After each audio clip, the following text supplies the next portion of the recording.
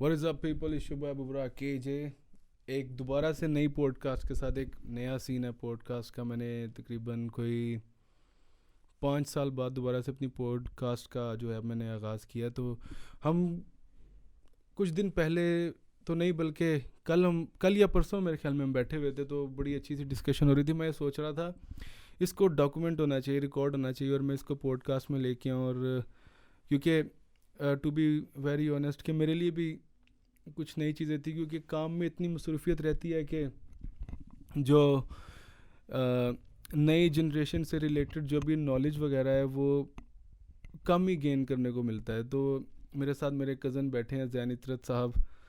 ये मैं तो सीरियसली इससे सीखता भी बहुत कुछ हूँ, जिस भी मसले में फंसा हूँ पॉलिटिकली या कोई भी इस किस्म की कोई मैं चीज़ सीखना चाहूँ करंट अफेयर के बारे में, यानी कि रिगार्डिंग करंट अफेयर और एनीथिंग रिगार्डिंग नया दौर जो भी है, तो मैं इसको कॉल लाजमी करता हूँ कि इस पर रोशनी डाल के मुझे भी थोड़ा सा बताए। तो the other day we were sitting and we were talking about generations. इसमें मुझे कोई शर्म नहीं कहने में कि भाई कि मुझे क्यों नहीं पता, ठीक है।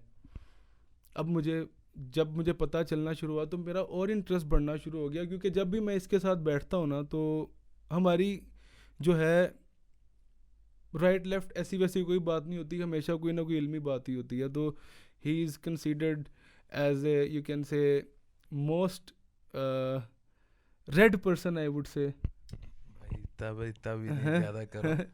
हम तो भली जितना नॉलेज है, ज़ाहिर बात है, मैं अपने आप को थोड़ा सा एक अच्छा तालिब इल्म समझता हूँ इस चीज़ का। हाँ, नहीं तो थोड़ा बहुत ज़ाहिर बात है, पता तो उस बारे में बोल लेते हैं। नहीं नहीं भाई, वी ओन यू बेसिकली। नहीं, सिंपली यार, we always say whenever we are sitting in family and anywhere, तो कोई भी नई चीज़ पूछनी हो तो जैन साहब आ जाओ ज़रा कॉल पे। तो हमेशा उठाता भी है फ़ोन, और कॉल पे भी घंटों या कई कई मिनट हैं जो हम लोग डिस्कशन करते रहते हैं। हाँ, तो जैन में वही बात पूछना चाह रहा था यार कि जब हम परसों बैठे हुए थे, तो ये मेरे लिए बड़ी नई चीज़ें थी कि जो जब तुम बता रहे थे कि जनरेशन्स के नाम वगैरह सब कुछ ये वो, और जो अभी जो नई जो टिकटॉक और ये वाली जनरेशन आ रही है, अभी इसका मुझे नाम नहीं पता, मैं तुमसे ही पूछूंगा कि ये कैसे जो है अब अपनी हुकूमत को भी सीधी हुई हुई है वेस्ट के अंदर, और ये बड़ी अनबाइस्ड बोलूँगा, अनबाइस्ड किस्म की है कि टोटली प्रो नेशनल्स नहीं है। मुझे करेक्ट भी करते ना, ये क्या सीन है जो हम और मैं और तुम किस जनरेशन से ताल्लुक़ रखते हैं, उसका नाम क्या है, और जो नई आने वाली जो जो इस टाइम करंट जनरेशन है, इसका क्या क्राइटेरिया है। और हम उस पर भी बात करेंगे कि यूरोप में जो अब जैसे कि तुमने बताया कि आने वाले अगले कोई 5 या 10 साल या 2050 तक सिर्फ मुसलमान होंगे, हैं। इसे वो होने नहीं देंगे, लेकिन एक ट्रेंड ऐसा है जिससे वो डरते हैं बेसिकली। लेकिन सॉरी टू कट यू, हम यहाँ से शुरू करेंगे। ये जो नई जनरेशन है इतनी फ्रजाइल क्यों है, और ये LGBTQ और सो ऑन, जो ये सारी चीज़ें, ये क्या है, इसके बारे में मुझे थोड़ा सा और इनको भी बताएं। बेसिकली जिस दुनिया में आज हम जिंदा है ना, इसका आगाज़ सेकंड वर्ल्ड वॉर के बाद हुआ है। ये जो नया दुनिया जिसमें हम जिंदा हैं, जो न्यू वर्ल्ड ऑर्डर है, यस, ठीक है ना, इसका आगाज़ बेसिकली हुआ सेकंड वर्ल्ड वॉर के बाद। कुछ ममालिक जीते, कुछ हारे, उसके बाद दुनिया की एक पीस और स्टेबिलिटी के लिए ना एक निज़ाम राइज किया गया जिसका नाम यूनाइटेड नेशंस है, ठीक है ना। यूनाइटेड नेशन तरतीब दी गई, दुनिया को कहा गया कि अब हम सिविलाइज तरीक़ों से रहेंगे। वो जो जंगो जदल वाला दौर था वो पीछे रह गया। तो अब हम एक सिविलाइज दुनिया का वो रखने जा रहे हैं, बुनियाद रखने जा रहे हैं। और उसको जो लीड कर रहे थे लोग, वो थे सेकंड वर्ल्ड वॉर के विनर्स, ठीक है ना। और आगे से उनको जो लीड कर रहे थे उनमें US था और ब्रिटेन था, और साथ दूसरी तरफ रशिया था। ये तीनों विनर थे सेकंड वर्ल्ड वॉर के, और यही उस ऑर्डर को, ग्लोबल ऑर्डर को जो है ना चलाने की इन पे जिम्मेदारी थी। तो उसके बाद क्या होता है कि कोल्ड वॉर शुरू हो जाती है। अब हिटलर को तो हरा लिया इन्होंने, ठीक है ना। उसके बाद अपनी इनकी भी आइडियोलॉजी जो है ना थी ना, आपस में मिल नहीं थी रही। ब्रिटेन की, यूएस की एक आइडियोलॉजी थी, रशिया की और थी। वो कम्युनिज्म था, ये कैपिटलिज्म था, और ए पॉलिटिकल सिस्टम भी इनके तकरीबन डिफरेंट थे। तो एक हिटलर को तो दोनों ने मिलके गिरा लिया, लेकिन उसके बाद अपनी आपसी दुश्मनी शुरू हो गई ना, तो कोल्ड वॉर शुरू हो गई। अब दोनों न्यूक्लियर पावर थे, लड़ सकते नहीं थे, तो कोल्ड वॉर शुरू हो गई, प्रॉक्सीज शुरू हो गई कि वो उसके ममालिक में, उसके सफ़ियर के ममालिक में जो है वो सैबोटाज कर रहे थे। वो उनको अपना ग्रुप जो है ना वो बेसिकली दोनों बढ़ाना चाह रहे बिल्कुल थे, ऐसे। ठीक है, कैपिटलिस्ट दुनिया भी और कम्युनिस्ट दुनिया भी। फिर ये हुआ सेकंड जो दूसरा एक बड़ा मेजर इवेंट हुआ, वो फॉल ऑफ यूएसएसआर था। अमेरिका ने फाइनली हरा दिया उसको, क्या नाम है, रशिया को। यूएसएसआर टूटा, रशिया रह गया, ठीक है। हमने उसमें, पाकिस्तान ने अपना पार्ट प्ले किया, हम अमेरिकन ब्लॉक में थे। हमने ये अफ़गान जिहाद जो सारा था वो एक तोड़ने का प्रोसेस था।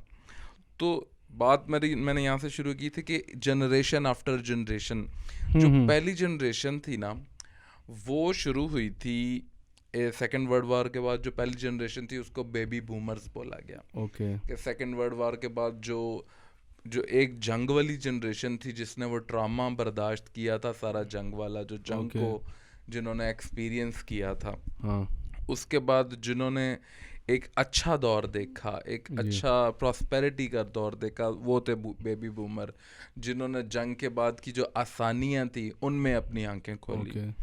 उसके बाद एक और जनरेशन आई जिसने और उससे बेहतर देखा। हम जिस जनरेशन से ताल्लुक़ रखते हैं वो मेरा ख्याल जनरेशन एक्स उसको बोला जाएगा, अच्छा, ठीक है, या उसके बाद मिलेनियल्स, पूरी वो जनरेशन जिसने मिलेनियम चेंज होते हुए न्यू देखा मिलेनियम जब 2000 हाँ, आया न्यू था। मिलेनियम चेंज होते देखा। जारी बात है वो उसमें पैदा नहीं हुए थे, उससे पहले पैदा हुए थे, तो उन्होंने वो ट्रांजिशन देखी है ना मिलेनियम की।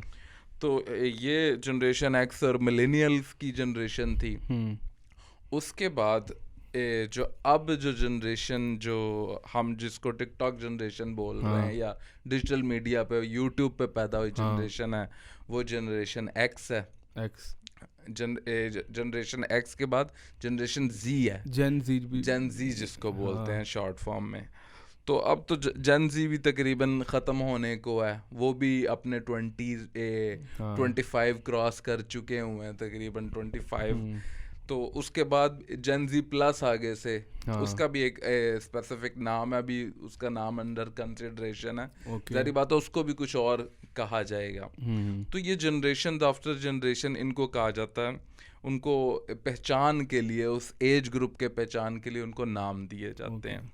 लेकिन मैं जिस चीज़ में सबसे ज़्यादा घर आके भी मैं सोचता रहा, और मुझे वो भी लगता रहा कि यार अब जाहिर है कि आई हैव सन, मेरा भी एक बेटा है, तो जाहिर है कि मैं सोचता यही हूँ कि अब्रॉड में भी मैं उसको लेके गया, मैं फिर लेके जाऊँगा दोबारा से।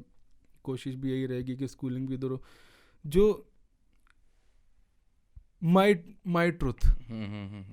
हाँ, मैं समझ गया। ये इस पे मैं जिक्र करना चाह रहा हूँ कि ये हमने इस पे डिस्कस करना चाह रहा हूँ और जानना चाह रहा हूँ। हमारी बात शुरू हुई थी basically, what is my truth. हाँ, बेसिकली हमारी बात शुरू हुई थी गज़ा से, ठीक है ना, पैलेस्टाइन इशू से।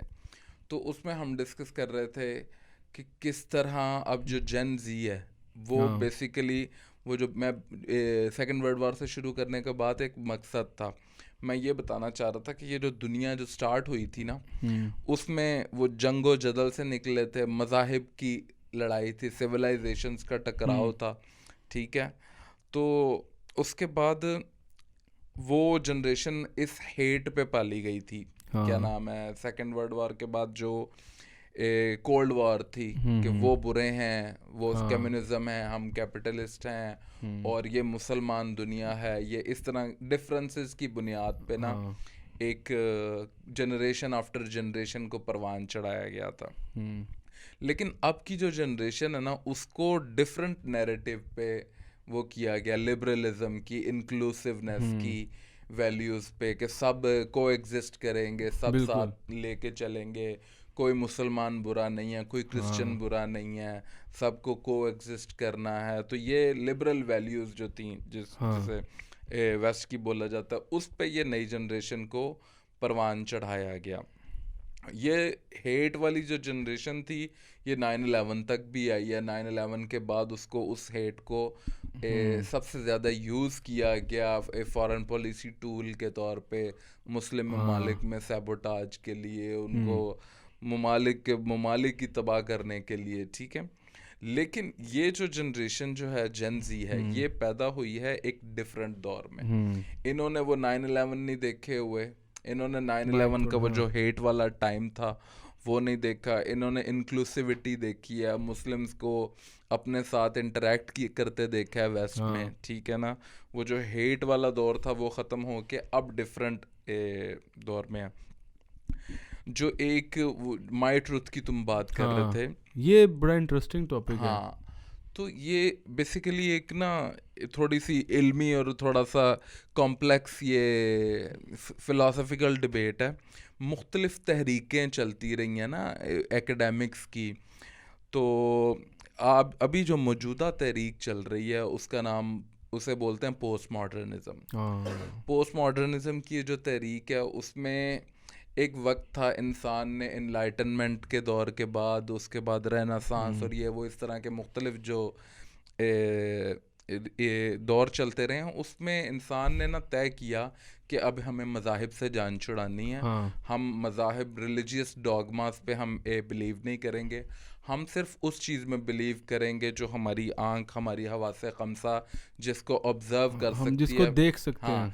नॉलेज की तारीफ़ की गई दोबारा से कि नॉलेज क्या है, ट्रुथ क्या है, और नॉलेज कैसे अटेन किया जा सकता है। जिस तरह साइंस भी तो ये ना कि साइंस भी ये बिलीव करती है जो चीज़ नज़र आती है वो ही एग्जिस्ट करती है। हाँ ना, तो ये पोस्ट मॉडर्निज्म साइंटिफिक एक तहरीक है। उनके नज़दीक तो वो यही कहते हैं कि जिन नहीं है, वो नज़र ही नहीं आते। एग्जैक्टली। इसी तरह वो जो है अल्लाह के बारे में भी यही कहते हैं कि वो, हाँ, तो ये तहरीक चली, उन्होंने कहा कि अब से इल्म वही है जो हमारी हवासे ख़म्सा जिसको ऑब्ज़र्व कर सकती हैं, हम ट्रुथ उसी को मानेंगे जिसको हम देख सकते हैं, ऑब्ज़र्व कर सकते हैं।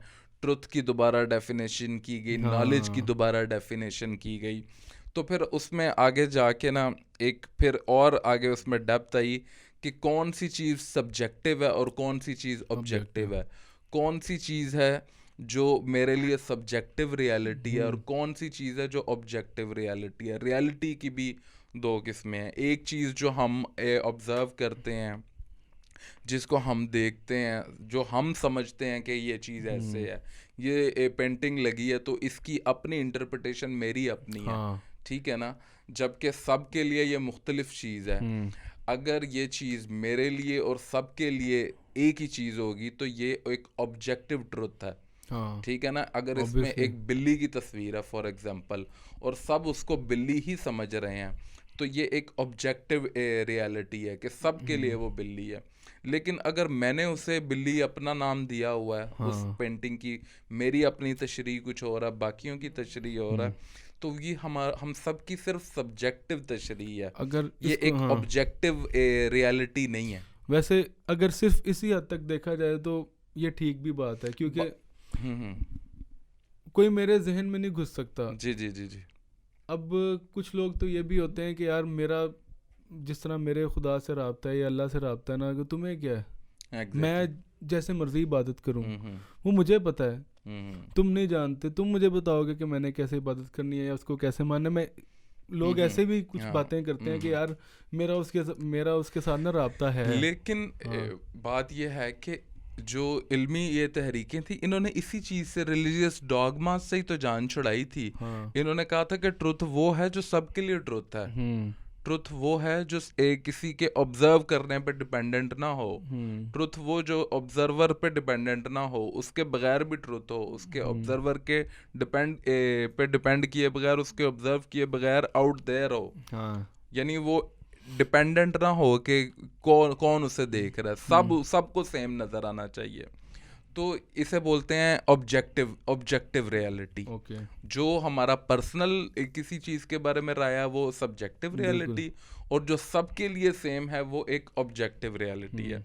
ये बेस बनाना जरूरी थी पोस्ट मॉडर्निज्म के लिए आगे जाने के लिए। तो ये था बेसिकली नॉर्म।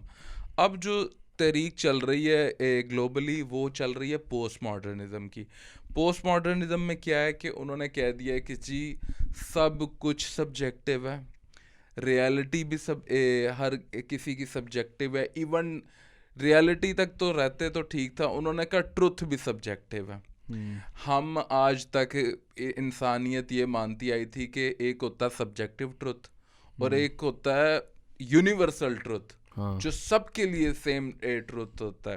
पोस्ट मॉडर्निज्म ने इस चीज़ को बिल्कुल नकार दिया। वो कह रहे हैं कि हर किसी का अपना ट्रुथ है। तुम्हारा ट्रुथ अलग है, मेरा ट्रुथ अलग है। बेसिकली जिसे हम कहते हैं ना, तुम्हारी राय डिफरेंट है, मेरी राय डिफरेंट है। अब सच पे उन्होंने राय को ही बेसिकली अब ट्रुथ कह दिया है कि माय रियलिटी इज डिफरेंट। हाँ, तो ये यहाँ से प्रॉब्लम स्टार्ट होती है कि अगर रियलिटी को सब्जेक्टिव ऑब्जेक्टिव कहते समझ आता था, उन्होंने कह दिया ट्रुथ भी सब्जेक्टिव है। ट्रुथ तो एक होगा तो दुनिया आपस में इंटरेक्ट कर पाएगी ना। एक चीज पे हम एग्री नहीं करेंगे अगर ट्रुथ नहीं।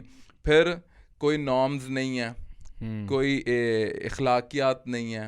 नॉर्म्स वो कह रहे हैं वो भी सब्जेक्टिव हैं। तुम्हारी वैल्यूज और हैं, मेरी वैल्यूज और हैं। अब हम कौन तय करेगा कि वैल्यू किसकी सच्ची है? तुम्हारी वैल्यू ठीक है या मेरी वैल्यू ठीक है? लेकिन एक at the end of the day इंसान को कोई एक कॉमन वैल्यूज पे एग्री करना पड़ता है ना। ठीक है ना, कत्ल करना गलत है, ठीक है ना, सबको पता है। अब कौन का ये, अब मैं जो कहना शुरू करता हूँ कि ये कौन तय करेगा कि कत्ल करना ठीक है या गलत है? ये किसने तय किया? अब वो इसमें तो ये भी आ गया यार, मेरा सच यही था कि मुझे ये ठीक लग रहा था, मुझे ठीक लग रहा था, मैंने कर दिया। उसका बनता था। He was asking for it ना। तो ऐसा नहीं होता। लेकिन अब ये आपने LGBT की बात की, ये सारा LGBTQ पता नहीं आगे क्या क्या क्या क्या, ये जो इस वक्त जो दुनिया में चीज़ चल रही है ना, उसमें इस तहरीक का बहुत ज़्यादा हाथ है। LGBTQ वाला वो जो सारा तस्वर और वहाँ पे जो सारी पढ़ाई और ये कहना कि जी मुझे लगता है कि मैं अंदर से मैं एक मर्द हूँ, तो अंदर से मुझे अपना आप औरत लगता है तो मैं औरत हूँ। और कॉल मी, क्या नाम है, मुझे शी प्रोनाउंस के साथ बुलाया जाए, और मैं कोई कहूँ कि मैं औरत हूँ लेकिन मुझे अंदर से लग रहा है कि मैं मर्द हूँ तो मुझे ही कहा जाए। नो ऑफेंस बारो मुश्ताक भाई अंदर से कह कि मुझे लेकिन नो ऑफेंस, मैं I respect them all just for the lighter note. मैं लेकिन देखो ज्यादा सीरियस ना हो। लेकिन बात यहाँ पे आगे डिसएग्रीमेंट आता है कि क्या आपकी अपने बारे में फीलिंग हुज्जत है किसी के लिए? ठीक है ना, आपको लगता है आप औरत हो तो आप क्या आप मुझ पे मुसल्लत कर सकते हो कि मैं भी आपको औरत ही कंसीडर करूं? आप बायोलॉजिकली मुझे मर्द नजर आ रहे हो फॉर एग्जांपल। लेकिन उसका हल तो फिर ये है ना कि if you feel like a woman then go for a surgery and be a trans. तो फिर तो आप खिलवाने की नहीं ये भी मसला है ना। सर्जरी से भी सिर्फ कुछ नहीं होगा। इस वक्त वेस्ट में यही तो मसले चल रहे हैं।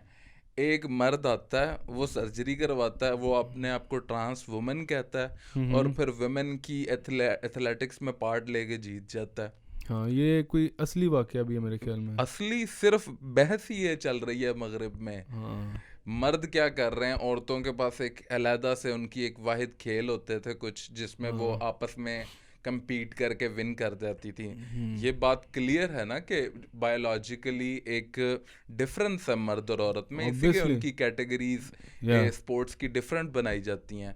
लेकिन एक मर्द उठता है, वो कहता है मैं एक ट्रांस वुमेन हूँ, ठीक है, और वो मर्दों की उसमें औरतों की एथलेटिक्स में पार्ट लेता है किसी भी गेम में और गोल्ड लेके निकल जाता है। लेकिन वो भागेगा तो मर्द की ताकत से ना। एग्जैक्टली मर्द के स्टेमिना से भागेगा वो। तो ये पोस्ट मॉडर्निज्म ने ये जो सब्जेक्टिव कर दिया ना सब कुछ, इससे ये बेराहरवी जो है ना, बेराहरवी मैं उस वाले मानो में नहीं बोल रहा कि ज़हनी बेराहरवी क्या नाम है की तरफ चल पड़े हैं कि कुछ कुछ नॉर्म नहीं रह गया, कुछ असूल नहीं रह गए, आपने सब कुछ असूल तार तार कर दिए हैं माशरे के।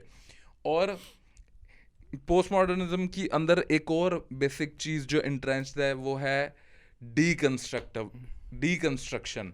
वो कह रहे हैं जो पूरी सोसाइटी में जो सोशल नॉर्म्स है ना उसे हमें डीकंस्ट्रक्ट करना है। वो कह रहे हैं सारे नॉर्म्स इंसानों के बनाए हुए हैं, हमें नेचर ने ऐसे नहीं बनाया, नेचर ने हमें ये क्या नाम है ये सारे नॉर्म्स हमें नहीं दिए। यानी कि फॉर एग्जांपल नेचर ने हमें एक खाली कैनवस पे बनाया है एग्जैक्टली और हमने डिसाइड करना है कि मैं मर्द हूँ, औरत हूँ, कुत्ता हूँ, बिल्ली हूँ, क्या हूँ। हाँ, वो कहते हैं ये जो जेंडर है वो वो फ्लूइड चीज़ है, ठीक है। वो कहते हैं जेंडर एक सोशल कंस्ट्रक्ट है, मुआशरे ने बताया है कि मर्द क्या है और औरत क्या है, ठीक है। वो कहते हैं हमारे जेनिटल्स जो हैं वो ये तय नहीं करेंगे कि मैं मर्द हूँ या मैं औरत हूँ, मुझे यहाँ पे क्या लगता है वो तय करेगा कि मैं मर्द हूँ या औरत हूँ। ओके तो वो लिटरली एक ना बेरारवी वाला मामला चल पड़े। डीकंस्ट्रक्शनिज्म की मैं बात कर रहा था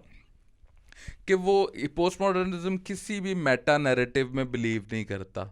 वो बिलीव करता है कि हर बंदे की अपना ट्रुथ है, ठीक है ना। वो कहते हैं कि ये जो पूरा मुआशरा है, मगरबी मुआशरा, जुडेओ क्रिश्चियन वैल्यूज़ जो हैं वेस्ट की, वो कहते हैं क्रिश्चियनिटी ने दी हैं, मज़हब ने दी हैं। और मज़हब जो है वो क्योंकि खुदा में नहीं मानते, तो वो कहते हैं कि ये तो एक सोशल कंस्ट्रक्ट है, इंसानों की बनाई हुई चीज़ें हैं, नेचर ऐसे नहीं है, नेचर तो आज़ाद है। नेचर ने हमें कोई असूल नहीं बताए या कोई नॉर्म्स नहीं बताए, हमें नेचर ने हमें फ्री पैदा किया है। ये मज़ाहिब जो हमें नॉर्म्स बताते हैं कि ऐसे करना है, ये ठीक है, ये गलत है, ये जेंडर का ये काम है, ये जेंडर का ये काम है, ये मज़ाहिब का या इंसानों का या जो वो जो नबी थे उनका बताया हुआ काम है ये। क्योंकि वो नबियों को नहीं मानते, वो खुदा को नहीं मानते, तो वो नबियों को नहीं मानते, तो वो नबियों को वो आम इंसान समझते हैं। तो वो कहते हैं कि ये डिवाइनली इंस्पायर्ड नहीं है सब कुछ, ये इंसानों का बनाया हुआ अपनी उनकी तख्लीक है, ठीक है।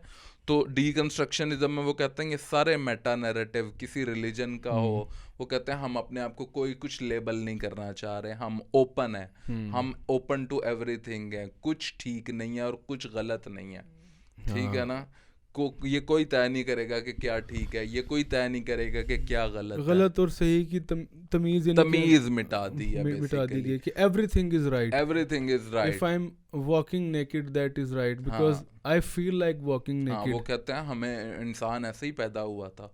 वो न्यूडिस्ट पूरी एक तहरीक वेस्ट में चल रही है, वो कह रहे हैं इंसान ऐसे ही पैदा हुआ था, ऐसे ही चलेगा। तो इस सारे का जो जिस बंदे को पोस्ट मॉडर्निज्म के लिए आजकल वेस्ट में सबसे ज़्यादा धोया जा रहा है, उसका नाम है, क्या नाम है, मिशेल फूको। अच्छा, मिशेल फूको एक फ्रेंच साइंटिस्ट था, ओके, और he himself was a gay, okay. तो इस वजह से उसने बेसिकली वो, मैं नहीं कहता कि उसकी सोल मोटिवेशन ये थी, लेकिन ये उसके लिए एक सर्विंग चीज़ थी ज़रूर, अपने आप को जस्टिफाई करने के लिए, कि वो कह रहा था कि ये सोशल नॉर्म्स और मेटा नैरेटिव्स ये सब फजूलियात हैं, कोई नहीं मुझे बताएगा कि मैंने क्या करना है, मैं मर्द हूँ, मैं मर्द के साथ मेरा वो हो सकता है कि नहीं मामला। तो वो मिशेल फूको एक था, और ये क्या नाम है, जैक डेरिडा, ओके, ये दो बड़े इस पोस्ट मॉडर्निज्म के और मजे के अलमबरदार हैं, या वो कह लो कि फ्लैग बेरर हैं। अब इस वक्त पता क्या हो रहा है, मगरब में इन्हीं दो स्कूल्स के दरमियान ना एक जंग छिड़ी हुई है, और दूसरी तरफ जंग के जो फ्लैग बेरर हैं वो कैसे लोग हैं, वो फॉर एग्जांपल ये जॉर्डन पीटरसन है, एक कैनेडियन प्रोफेसर है बड़ा फेमस। तो वो इस वक्त कह रहा है कि ये जो पोस्ट मॉडर्निज्म है ना, ये हमारी वेस्टर्न सिविलाइजेशन को जो है ना तबाह कर रही है। जो हमने इतना रेनेसांस करके और इनलाइटनमेंट ये वो कर रहे हैं, इस सबको रिवर्स कर रहा है। पोस्ट मॉडर्निज्म का जो डीकंस्ट्रक्शनिज्म का जो प्रोसेस है वो उधेड़ रहे हैं पूरी हमारी जो हमने सदियों से एक सिविलाइजेशन खड़ी की है ना, और वो कहते हैं कि ये जो वेस्टर्न सिविलाइजेशन का जो फॉल है उसमें डायरेक्टली ये जो पोस्ट मॉडर्निज्म का जो आइडिया है ये इस वेस्टर्न सिविलाइजेशन को ले डूबेगा। और यही और दूसरी बात ये कि there used to be a time जब लिबरल्स जो हैं, जो मुसलमान जो थे वेस्ट में, वो लिबरल्स को वोट किया करते थे। किस वजह से? क्योंकि वो प्रो माइनॉरिटीज़ थे, माइनॉरिटीज़ के हकूक़ की बात करते थे। बिल्कुल। वैसे एक बात है कि जो लिबरल होगा ना वो ही आज़ादी देगा हर एक को, मेरे ख्याल में। लेकिन वो उन्होंने सबको आज़ादी देना शुरू कर दी है ना, मसला ये हो गया। अभी मैं यही बता रहा था कि मुसलमान use to a vote liberals, या अगर हम अमेरिका की मिसाल ले लें तो हमेशा से मुसलमान जो हैं वो डेमोक्रेट्स को ज़्यादा प्रेफर करते थे क्योंकि वो लिबरल हैं और प्रो माइनॉरिटीज़ हैं। लेकिन दूसरी तरफ रिपब्लिकन थे, उनका सारा वोट बैंक बाइबल बेल्ट होता था, रिलीजियस लोग जो अमेरिका के ज़्यादा थे, राइटिस्ट जिनको बोलते हैं, ट्रम्प के फॉलोवर, वो आल्ट राइट और क्या नाम है जितने इस तरह ट्रम्प के, राइटिस्ट था, वो रिपब्लिकन था ना उसका, but he didn't look like a rightist. Exactly वो यही तो मैं आगे बात यही कहना चाह रहा हूँ कि टेबल टर्न हो चुके हुए हैं कि वेस्ट में रहने वाला जो मुस्लिम है उसके कंसर्न और जो रिपब्लिकन और रिलीजियस क्रिश्चियंस है ना उनके कंसर्न इस वक्त कन्वर्ज कर गए हैं। और मुझे कोई हैरानी नहीं होगी कि अगले इलेक्शन में अगर ट्रम्प ही लड़ता है तो वेस्ट के मुसलमान, अमेरिका के मुसलमान रिपब्लिकन को ज़्यादा वोट करेंगे रेदर देन डेमोक्रेट्स। क्यों?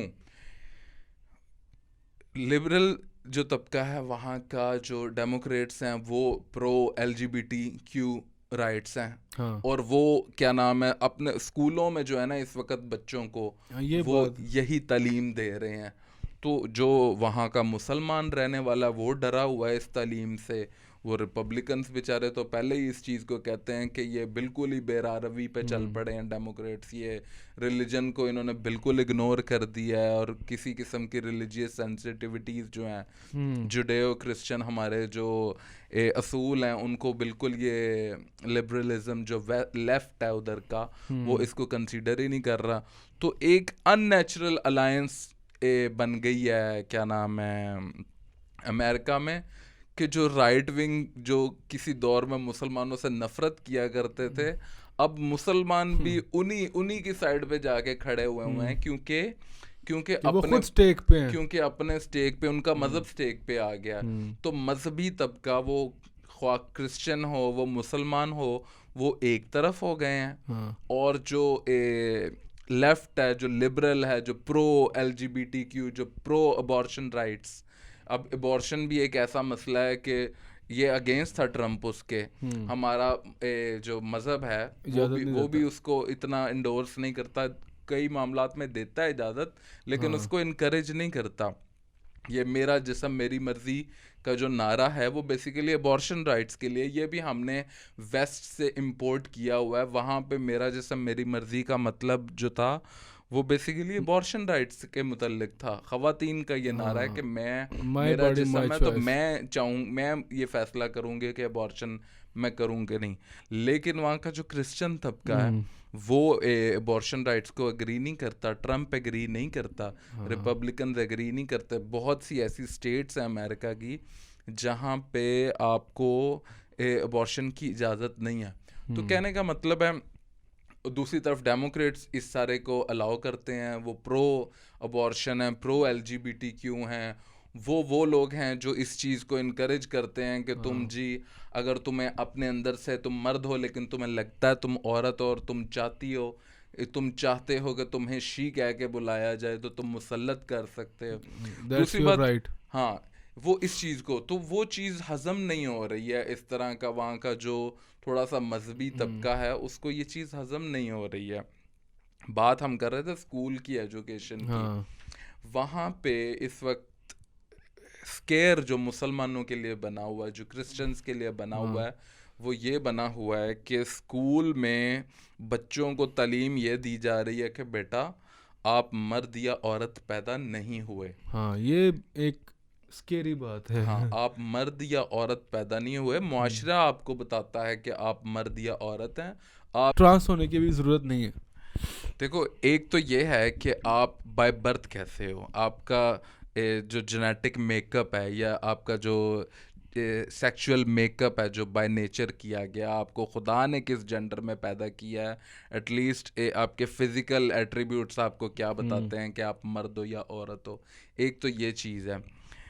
दूसरा ये है कि आप प्योर मर्द पैदा हुए हो और फिर आप कहना शुरू कर दो कि मेरे अंदर औरत है, तो वो उसके लिए भी आगे से ऑपरेशंस वगैरह वाला सिस्टम ऑन है उनके यहाँ।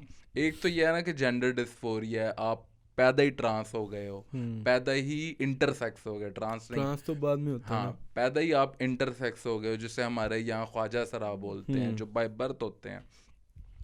वो अगर ऑपरेशन करवाएं, वो अगर कोई इस तरह के मेडिकल ट्रीटमेंट करवाएं, वो अलहदा बात है। लेकिन यहाँ पे इवन आप मर्द हो, प्रॉपर आपका फंक्शनिंग मेल बॉडी है, लेकिन उसके बावजूद आपको अगर लगता है कि आप औरत हो, तो वेस्ट के मुताबिक और वहाँ के कवानीन के मुताबिक आप अपने दूसरी जेंडर में अपने आप को ट्रांसफ़र करवा सकते हो ज़बरदस्ती। और इस तरह के मतलब वो हो रहे हैं, ऑपरेशंस वहाँ पे कर रहे हैं। Same goes with the other gender, वो भी दूसरी जेंडर में मतलब ट्रांसफॉर्म कर मैं सकते तो हैं। एक कुछ पढ़ा भी, कुछ देखा भी कि एक बंदा जो है वो मर्द ही जवान हुआ, लेकिन बाद में उसने सोचा कि यार मैं ज़िंदगी तो मेरी अभी है, मैं थोड़ा सा औरत बन के भी देखूं कि औरत की लाइफ कैसी होती है। तो उसने अपना ऑपरेशन करवा के औरत बना। आप कार्दाशियंस को तो जानते हैं, उनके वालिदे ग्रामी जो है ना इस वक्त वो औरत है। अच्छा, किम कार्दाशियन के अब्बू? जी जी अच्छा, जी जी। किस उम्र में जाके? उसका नाम क्या नाम था, क्रिस जेनर था आई गेस नाम। तो वो इस वक्त कैटलीन जेनर है, ठीक है। बाल बच्चड़दार, बेटियों का बाप, बेटे का बाप, बुढ़ी औरत बन वो गया, इस वक्त औरत है, माई ठीक है बन ना। गया। यानी वो प्रॉपर मेल था जो बच्चे पैदा कर सकता था, लेकिन उसको बुढ़ापे में ये ख्याल आया कि मैं क्यों ना, मैं तो औरत था, तो वो ट्रांसफॉर्म हो गया। और इस तरह के बहुत से केसेस हैं। हॉलीवुड तो भरा पड़ा है। वो हमारी फेवरेट मूवी थी जो इंसेप्शन में जो हीरोइन थी वो इस वक्त लड़का है, वाह, ठीक है ना। वो अपने आप को चेंज कर चुकी है बिल्कुल। इसके अलावा हमारा बचपन की बदले तो नहीं ले रही।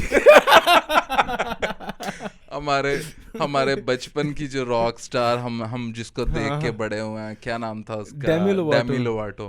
वो कहती है मैं जेंडर नॉन बाइनरी हूँ, ठीक है, कि मेरा कोई जेंडर ही नहीं है, मैं बाइनरीज में अपने आप को डिफाइन नहीं करना चाह रही, मेरी चॉइस ये है।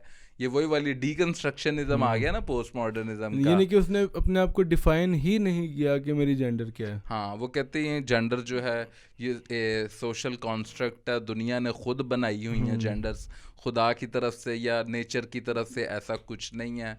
तो मैं जेंडर नॉन बाइनरी हूँ, मुझे ही नहीं कहना, मुझे शी नहीं कहना, मुझे दे देम बोलना है, ठीक है। वो कहते हैं जेंडर न्यूट्रल टर्म जो है उसके लिए वो दे और देम है। वैसे तो मैंने पहले सुना था कि there is no such thing as gender, ठीक है। अच्छा। जेंडर जो है वो आप परफॉर्म करते हैं कहीं पे भी। तो ये क्या था कि कोई भी इंसान है ना, यानी कि ये एक ट्रांस ने ही बात की थी कि कोई मर्द भी है कोई औरत भी है, तो वो हर जगह पे डिफरेंट जेंडर्स परफॉर्म करता है या करती है। देखें, वहाँ पे तमीज़ कर ली गई है दो अल्फाज में। हमारे यहाँ पे वो दो अल्फाज इंटरचेंजेबली इस्तेमाल होते हैं, सेक्स और जेंडर, ठीक है ना। वहाँ पे सेक्स का मतलब और है, जेंडर का मतलब और है। सेक्स का मतलब ये है कि आपके ऑर्गन क्या है, ठीक है ना, आप बाय बर्थ किस ऑर्गन से के साथ पैदा हुए हो, ठीक है। लेकिन जेंडर का मतलब ये है जो आपको मुआशरा बताता है कि आप मर्द हो, लिहाजा मर्द के रोल ये हैं कि आपने ये करना है, और आप औरत हो तो औरत के रोल ये हैं। वो कहते हैं जेंडर रोल जो है ना, एक बात वो सोशल कंस्ट्रक्ट है। चलो, मुआशरे को ये इजाज़त बिल्कुल भी नहीं है कि वो लड़का या लड़की को उसके रोल बताए, मैं ये मानता हूँ, ठीक है। जब इक्वालिटी की बात आती है, अच्छा। ठीक है, कि लड़कियां भी औरतें भी उसी पेस से उसी तरीके से काम कर सकती हैं जिस पेस और तरीके से मर्द भी काम हाँ करते जी, हैं, ठीक है, बिल्कुल यहाँ तक तो बिल्कुल ठीक है, बिल्कुल।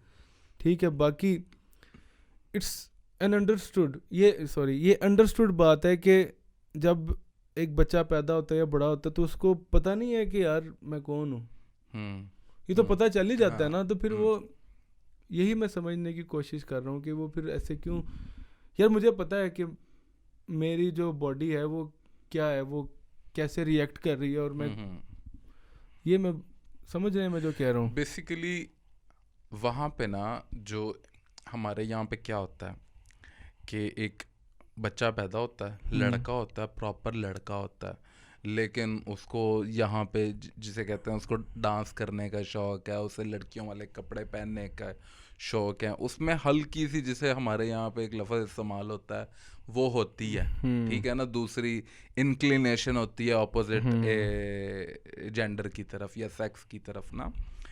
तो वो जो चीज़ होती है उसको वहाँ पे वो जो बंदे को लग रहा होता है कि मैं गलत बॉडी में पैदा हो गया हूँ, ये एक लफ्ज़ वहाँ पे इस्तेमाल किया जाता है कि मैं एक फीमेल रूह थी, मैं मर्द जिस्म में पैदा हो गई हूँ। ये जो आइडिया है ना, यहाँ है मसला बेसिकली। वो कह रहे हैं जो पर्सनल फीलिंग है ना वो सुपरसीड करेगी आपकी बायोलॉजिकल मेकअप को। लेकिन अल्लाह तो गलती से पा के, अल्लाह गलती कैसे कर सकता है किसी को ऐसे बना के, मेरा तो मान नहीं है। गलती वाली बात नहीं, वो अल्लाह को ही नहीं ना मान रहे तो वो गलत सही को क्या मानेंगे।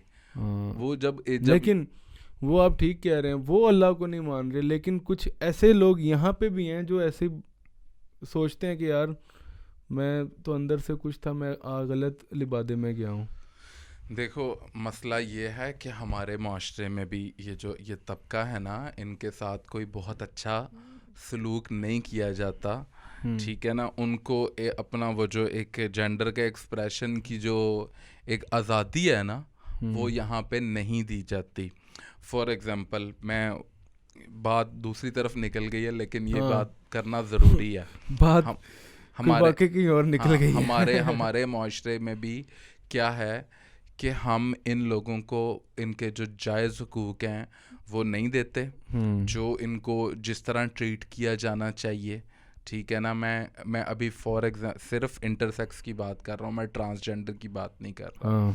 जो इंटरसेक्स हैं, जो एक्चुअली जो बाय बर्थ इस तरह के लोग हैं, हमारे यहाँ पे क्या किया जाता है जी, इनके राइट्स की बात की जाती है तो इनको कंफ्यूज कर दिया जाता है एलजीबीटी से। हाँ, ये बिल्कुल डिफरेंट कैटेगरी हैं, एलजीबीटी बिल्कुल डिफरेंट कैटेगरी है। एलजीबीटी एक प्रॉपर तहरीक का नाम है। हाँ जी, वो जो सेम सेक्स और सेम जेंडर वाला वो जो मामला आता है ना वो है एलजीबीटी।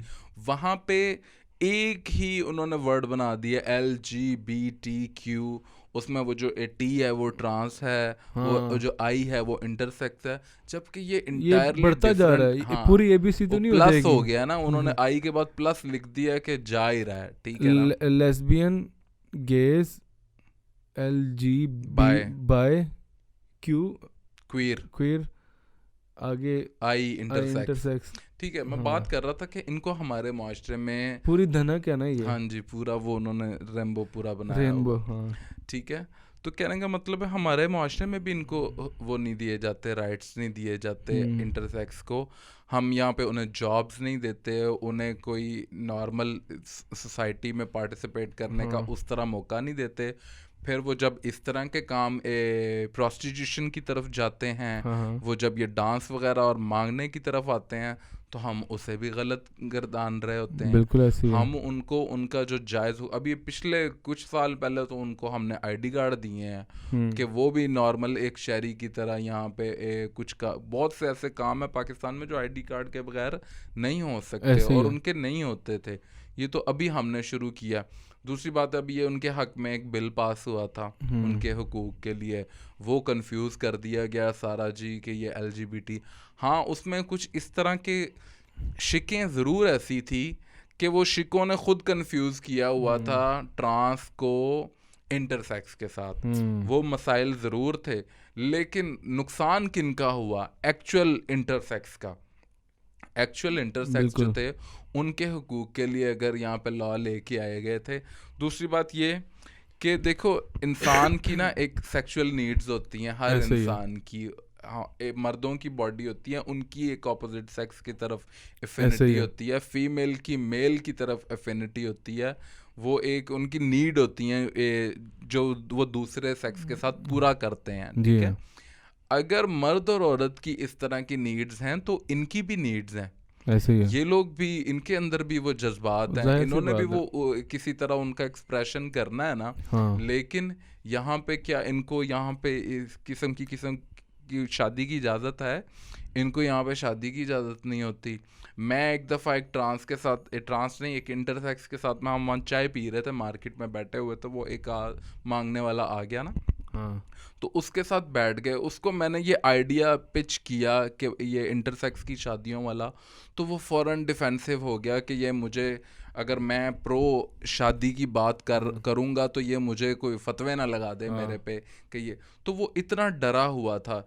जबकि मैंने उसको आगे से बताया कि क्या तुम्हें पता है कि पाकिस्तान में इस तरह के फतवे मौजूद हैं उलमा के, जो ये कहते हैं कि ट्रांस मर्द जो है वो शादी कर सकता है ट्रांस वुमेन से, और ट्रांस इंटरसेक्स मेल जो more on the male side of intersex है, वो फीमेल इंटरसेक्स से क्या नाम है शादी कर सकता है, एंड वाइस वर्सा। यहाँ तक कि वो इंटरसेक्स जिनमें मेल टेंडेंसी ज़्यादा है वो प्रॉपर ख़वातीन से शादी कर सकते हैं, और जो वो इंटरसेक्स जो कि more on the female side हैं वो मेल से शादी कर सकते हैं। इस तरह के फतवे मौजूद हैं पाकिस्तान में, लेकिन हम यहाँ पे वो उसको मेन स्ट्रीम नहीं करते। हम ये कवानीन बना रहे हैं, LGBT को अंदर इन्वॉल्व तो कर रहे हैं, लेकिन क्या वाकई हम कर रहे हैं LGBT को अंदर? अभी वो लिम्बो में है, वो पूरी तरह अभी इन इफेक्ट नहीं हुआ, उसके खिलाफ आए हुए हैं। तो भाई इनकी भी फिज़िकल नीड्स हैं, इनकी भी शादी का वो जो पूरा प्रोसेस है उसको फैसिलिटेट किया जाना चाहिए। लेकिन हो क्या रहा है इनकी आड़ में ना, इनकी शादियों की आड़ में बेसिकली गेज की शादी और लेस्बियंस की शादी को तरीके से बड़े गार्ब में छुपा के जो है ना वो करना जा रहा है। अब पाकिस्तानी इस्लामी जमहूरिया पाकिस्तान नाम का ही सही, लेकिन नाम तो इन्होंने इस्लामी जमहूरिया ही रखा है ना। यहाँ पे कवानीन जो हैं वो इस्लामी ही चलेंगे, तो वहाँ पे तो आप प्योरली नहीं इजाज़त दे सकते गेज और लेस्बियंस की शादी की।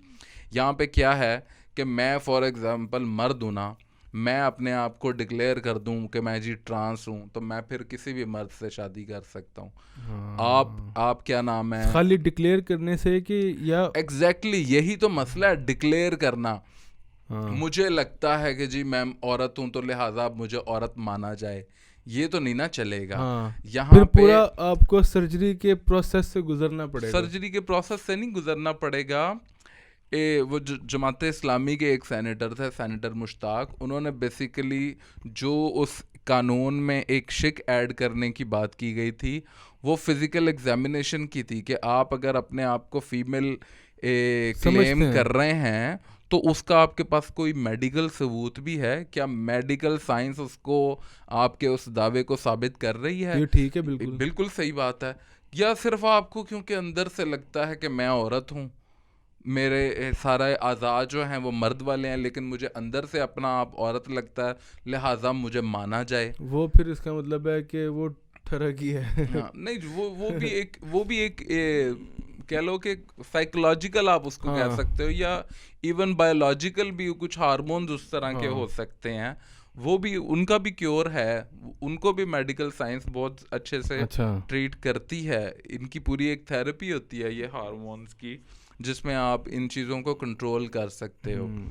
तो बात यह है कि इनके लिए भी कवानीन बनाने चाहिए, LGBT ना सही, लेकिन इंटरसेक्स के लिए तो पाकिस्तान में इस तरह के कवानीन बनाने चाहिए। इनकी भी शादियां लीगल होनी चाहिए और उनका भी कोई सही तरीकाकार होना चाहिए।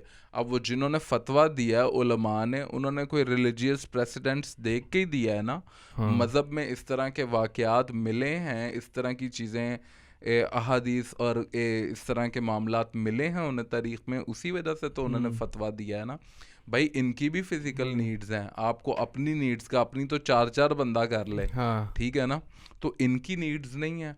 अगर जब आप इनकी नीड्स नहीं पूरी करेंगे तो फिर ये यही करेंगे, ये प्रोस्टिट्यूशन करेंगे, हाँ, ये इशारों पे ये नजर आएंगे। इशारों पे नज़र आएंगे। आप इनको जॉब्स नहीं देंगे, इनके साथ इंक्लूसिव नहीं होंगे, इन्हें जॉब ऑफर नहीं करेंगे, इनको आप पुश बैक ही करोगे, तो फिर जाहिर बात है उन्होंने लेकिन वही करना है जो कर रहे मुझे हैं। लगता है कि ये अभी मंजिल बहुत दूर है यहाँ से। मंजिल तो पाकिस्तान के बहुत से मामलात में बहुत ठीक दूर है। हाँ कुछ मामलात में डायरेक्शन ठीक हो जाती है, लेकिन फिर वो मजहबी इंतहा पसंदी हमारी आड़े आ जाती है। इवन कोई चीज़ मजहबी भी होती है, हमारे मजहब में जायज़ भी होती है, तो पाकिस्तान में जो इंतहा पसंद मजहबी तबका है ना, वो मजहबी चीज़ को भी सही से, क्योंकि उनकी हाँ, तशरीह में वो चीज़ सही नहीं बिल्कुल वो होती। ठीक ठीक बात है। लेकिन हम पोस्ट मॉडर्निज्म पे थोड़ा सा हाँ, रोशनी डाल रहे और थे। मॉडर्निज्म, वो एक लफ्ज़ भी कल इस्तेमाल किया था कि ये वोक हैं, वोक। हाँ, वोक वाला वही उसके गज़ा वाले इशू से हम बात कर रहे थे हाँ कि मगरिब में जो ये जो जेन जी है ना, वो पुराने किस्म के जो उनके बाइसेस थे, जो बेबी बूमर्स के थे, जो हाँ हाँ जनरेशन एक्स के थे, जो वो वॉर वाली जनरेशन के थे, उनके वो जो रिलीजियस किस्म के या नेशनलिस्ट किस्म के जो बाइसेस थे ना, वो ये जेन जी में नहीं पाए जाते। हाँ ये अपने आप को किसी किस्म के जो है ना कहते हैं वी डोंट प्रेफर लेबल्स, हम अपने आप को लेबल्स और बॉक्सेस में अपने आप को डिफाइन नहीं करना चाह रहे। हाँ हम किसी किस्म के मेटा नैरेटिव में नहीं बिलीव करते, पोस्ट हाँ मॉडर्निज्म, ठीक है। तो जब वो रिलीजन में बिलीव नहीं करते, जब वो बेसिक नॉर्म्स में बिलीव नहीं करते, हाँ ठीक है, जब नॉर्म ही वो ये वो चीज़ों को क्रिश्चियन, ज्यू या मुसलमान की तरह नहीं देख रहे, वो ह्यूमनिस्ट हैं, हाँ ठीक है ना। तो वो कहते हैं कि ये गज़ा वाले भी उतने ही इंसान हैं जितने फ़लस्तीन वाले हैं। अगर फ़लस्तीन के और इसराइल के इसराइल वाले। राइट हैं, तो गज़ा वालों के भी उतने ही राइट हैं। वो मजहबी वो जो बाइस है ना, उससे नहीं देखते। उसकी वजह क्या, उससे क्या हुआ है कि वो जो पूरा मगरिब का नैरेटिव था ना, होलियर देन दाओ वाला, कि हाँ हम वेस्टर्न सिविलाइजेशन, हम सुपीरियर और हाँ हमारे नॉर्म्स अच्छे हैं और चाइना के गलत हैं या मुसलमानों के गलत हैं, वो वाली जो पूरा मंजन है ना, वो उनकी नई जनरेशन बाय नहीं करती है। क्यों? क्योंकि वो किसी किस्म के नॉर्म में बिलीव नहीं वैसे करते। यहाँ इस हद तक तो ठीक है। वो हमारे हक में ठीक जा रहा है, हाँ लेकिन है ठीक नहीं। जॉर्डन पीटरसन जैसे लोग वो हाँ यही कह रहे हैं कि ये जो नई वोक और स्नोफ्लेक किस्म की जनरेशन है ना, और जो प्रो चॉइस और ये जो इस किस्म की आइडेंटिटी पॉलिटिक्स में हाँ फंसी हुई जो यंगर जनरेशन है, ये हमारे लिए डिज़ास्टर की रेसिपी है। हमारी जो वेस्टर्न सिविलाइजेशन है वो इसी वजह से तबाह होने जा रही है। और मोरद इल्ज़ाम किसको ठहराया जा रहा है? वही फूको को, और क्या नाम है, जैक डरीडा को, ठीक है। तो ये जो पोस्ट मॉडर्निज्म के हेड थे, बात वहाँ से शुरू हुई थी कि इस वक्त वेस्ट में जितने गज़ा के लिए जिसे बोलते हैं ना प्रोटेस्ट वगैरह, हाँ जितने वेस्ट में हो रहे हैं, आपके मुस्लिम वर्ल्ड में नहीं हो रहे हैं। क्यों? वो अच्छी उनकी बात जो है। नई जनरेशन है ना, वो उन पुराने बाइसेस से मावरा है। हाँ वो हम उनके जो बेबी बूमर्स की जो बिगेटरी थी, जो उनके फॉरेन पॉलिसी के टूल्स थे, जो वो मुसलमान ममालिक में जाके करते थे, वो उनको किसी तरह भी ना मॉरली करेक्ट नहीं समझते। हाँ वो कहते हैं कि ये प्योर इवल है जो हमसे पिछली जनरेशन मुसलमान ममालिक के साथ करती रही है। वो उनकी फॉरेन पॉलिसी के जो के टूल के तौर पे वो हाँ बिगेटरी को इस्तेमाल करते थे, मज़हब को इस्तेमाल करते थे।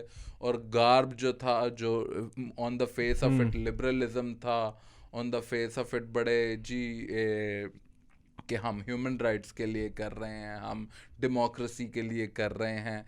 अगली जनरेशन जो है ना, इस चीज़ को डीबग कर चुकी हुई है, और वो ये जो पुरानी जनरेशन का जो लगेज था, जो बैगेज था ना, हाँ वो उसे अपने कंधों पे लेके नहीं चलना उन्हें चाहती। चाहिए भी नहीं उनको। वो नहीं चाहती।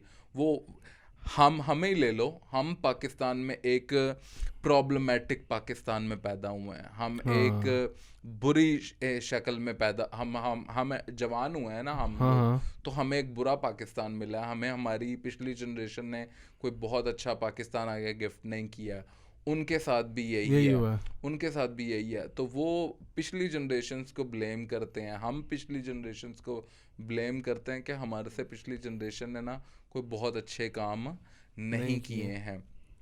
तो वो अब वो उसका ओसामा बिन लादेन का लेटर वायरल चला गया, अच्छा। ओसामा बिन लादेन का। हाँ ये मैंने सुना है, लेटर उसका भी हाँ, वायरल गया वो है। पता नहीं है मुझे। 2022 में, हम्म। नहीं 2002 में लेटर लिखा था बेसिकली किसको? ओसामा बिन लादेन ने अमेरिका को, अमेरिकन्स को बेसिकली एक्सप्लेन कर रहा था कि व्हाई वी अटैक्ड यू, अब 9/11। 9/11। तो वो वाकई उसामा ने अटैक किया था 9/11 ये का? पाकिस्तान में ये भी मसले हैं ना, हाँ हाँ। पाकिस्तान में माना ही नहीं जाता कि कुछ ऐसा किया होगा, हम्म। वहां पे उसका लेटर पड़ा हुआ है, वो डिनाई नहीं नहीं कर नहीं रहे नहीं हैं। ठीक है। क्या पता कि वो लेटर भी यही साबित करने के लिए हो कि वाकई उसामा ने किया था। अच्छा, मुझे नहीं पता उसामा ने लिखा था या जो नहीं हाँ। लिखा था, जो उसके टेबल ऑफ कंटेंट्स और उसका जो अंदर वो मवाद है ना, वो ज़रूर एक मुसलमान ने लिखा हुआ है, अच्छा। जो उस दौर की तारीफ के मुताबिक एक इंतहा पसंद मुसलमान का लिखा हुआ है। हाँ। लेकिन वो कंटेंट्स ऐसे थे उस खत के कि वो गार्डियन पे ना आज हम्म। से कोई 2-3 हफ्ते पहले एक किसी गोरे बच्चे को मिल गया, और हम्म। उसने ट्विटर पे ना वो लेटर हाँ ट्विटर पढ़ने पे के मैं बाद जो है ना, देख रहा था। टिकटॉक पे, हाँ टिकटॉक पे। टिकटॉक पे उसने कह दिया कि मैंने तो उसका लेटर टू अमेरिका पढ़ा है उसामा का, और मुझे तो अपनी ज़िंदगी झूठी लगना शुरू हो गई, वी बिन लिविंग अ लाई। क्यों? क्योंकि जो गज़ा का इशू था, जो पैलेस्टाइन का इशू था, वो इस वक्त बहुत हम्म। बर्निंग था। और जो उसका लेटर है ना उसका ओसामा बिन लादेन हाँ का, उस वो शुरू जो मसाइल जिन मसाइल से शुरू करता है ना, वो पैलेस्टाइन से करता है, और वो इतने रेलिवेंट हैं आज के दौर में भी। वो लगता है कि वो आज की बात कर रहा है, वो पूरा हाँ ख़त जो है ना। तो आज की जनरेशन क्योंकि वो थोड़ी सी पढ़ी लिखी ज़्यादा है, वो इन इश्यूज़ पे ज़्यादा देख रही है, हाँ। पैलेस्टाइन और इसराइल का इशू। तो वो जब उन्होंने वो ख़त पढ़ा सारा ओसामा बिन लादेन का, तो वो कह रहे हैं ये तो बिल्कुल सही कह रहा है, ये बंदा गलत क्या कह रहा है, हमने जाके मुसलमानों के ममालिक में हमने जंगें नहीं की, हमने उनके रिसोर्सेज नहीं चोरी हम्म। किए, हमने उन पे झूठे इल्ज़ाम नहीं लगाए WMD के। हम्म।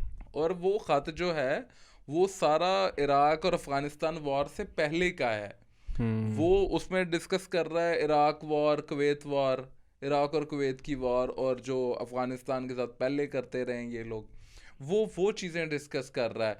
लेकिन अब 20 साल गुजर जाने के बाद, अमेरिका के अफ़गानिस्तान में वॉर हार जाने के बाद, इनके 3-4 मुस्लिम मुल्क तबाह करने के बाद, अब जब उन्होंने जब दोबारा 20 साल 23 साल बाद वो पढ़ा है उसका ख़त ओसामा का, तो उन्हें बिल्कुल रेलिवेंट लग रहा है, हम्म। आज के दौर की बात लग रही है। तो ये जो अगली जनरेशन है, वो स्नोफ्लेक और वो जो हम्म।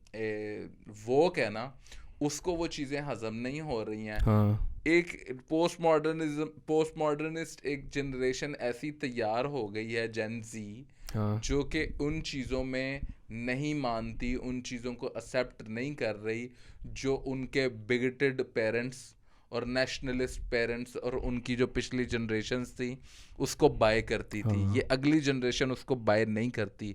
यही वजह है कि वो इस वक्त अपने आप पे उंगलियां उठाना शुरू हो गए हाँ। हैं।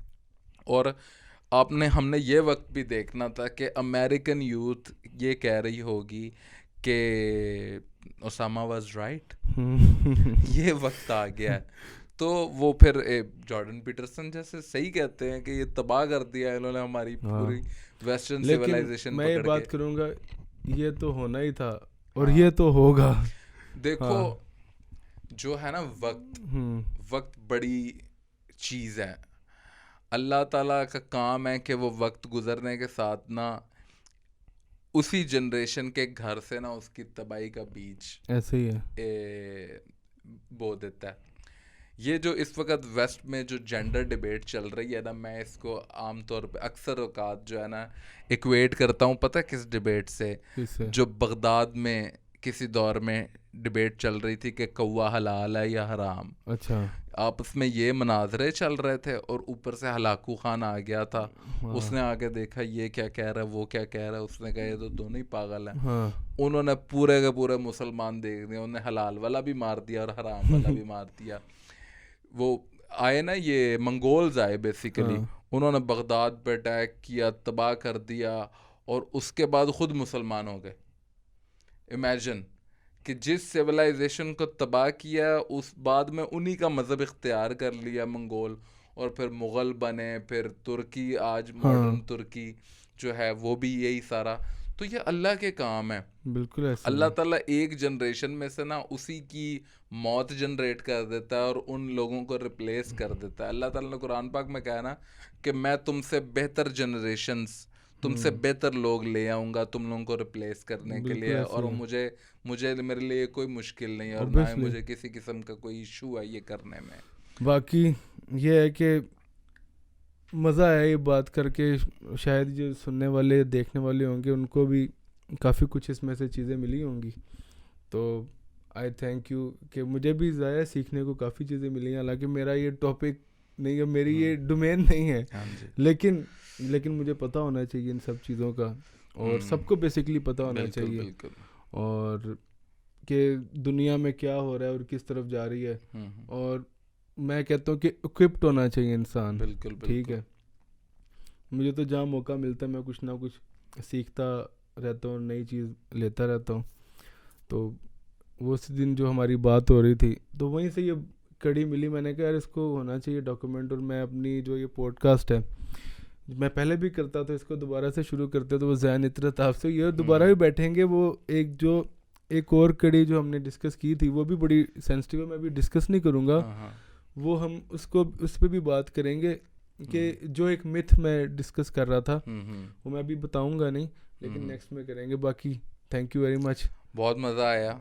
हाँ और एक मैं अपने आप को कोई आलिम नहीं समझता, कोई बहुत बड़ी हुज्जत नहीं हूँ मैं।